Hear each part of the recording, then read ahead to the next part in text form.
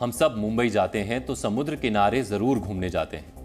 Indonesia की राजधानी Jakarta जाते हैं तो समुद्र किनारे जाकर खूबसूरत नजारे का लुत्फ जरूर लेते हैं। लेकिन दुनिया में और भी कई ऐसे शहर हैं जो समुद्र किनारे बसे हैं। समुद्र का नीला पानी, ऊंची ऊंची इमारतें और मजा लेते पर्यटक। हर साल समुद्र किनारे बसे शहरों में पर्यटकों की संख्या बढ़ रही है। हो सकता है समुद्र किनारे बसे शहरों में आप भी मस्ती करने गए हो, लेकिन क्या आपको पता है समुद्र का स्तर यानी सी लेवल बढ़ रहा है और ये सी लेवल कई शहरों के लिए बड़ा खतरा बन गया है। इंडोनेशिया की राजधानी जकार्ता के बारे में आपने जरूर सुना होगा। अब समुद्र जकार्ता को निगल रहा है, यहां की जमीन धंसती जा रही है। जकार्ता पिछले 25 साल में 16 फीट धंस चुका है। वर्ष 2050 तक शहर का 1/3 हिस्सा जलमग्न हो सकता है। जकार्ता में भूजल खत्म होने से ऊपरी जमीन कमजोर हो रही है, जिस वजह से जमीन धंस रही है या समुद्र में कटकर गिर रही है। सोचिए, एक शहर जिसमें आप कई दशकों तक रहे हो, जहां आपका बचपन बीता हो, जहां से आपकी यादें जुड़ी हो, जहां आप पैदा हुए हो, नौकरी की हो, शादी की हो, वो शहर अचानक डूबने लगे और समंदर में समा जाए, ये किसी के लिए भी कितना डरावना होगा।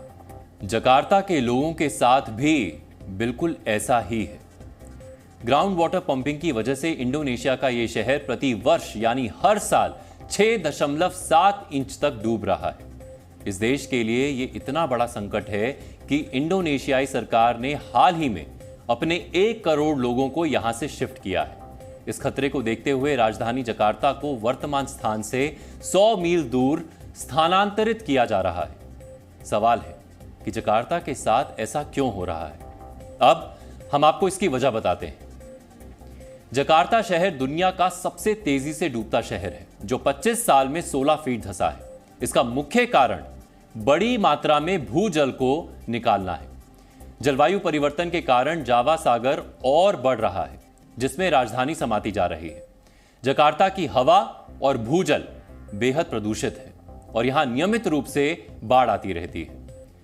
जकार्ता की सच्चाई यह है कि जकार्ता के 3 में से 1 नागरिक को पीने का पानी नहीं मिल रहा।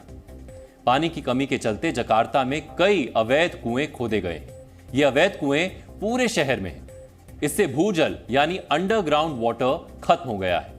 भूजल खत्म होने से ऊपरी जमीन कमजोर हो रही है और जमीन धंस रही है।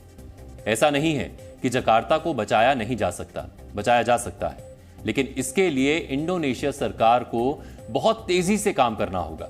जकार्ता के हर घर में पीने के पानी की पाइपलाइन पहुंचाने की कोशिश हो रही है। अगर पीने के पानी की पाइप घरों में पहुंचेगी तो कुओं की जरूरत नहीं पड़ेगी। इससे भूजल का इस्तेमाल नहीं होगा। धीरे धीरे जमीन की मजबूती वापस आएगी, भूधंसाव रुकेगा। इंडोनेशिया के अरबपति एंथनी सलीम भी सरकार के साथ मिलकर घर घर में पानी का कनेक्शन देने की कोशिश कर रहे हैं। पिछले 25 साल में 16 फीट एक शहर का धंसना कोई आम बात नहीं है। इसी वजह से जकार्ता को दुनिया का सबसे तेजी से डूबता शहर कहा जाने लगा है।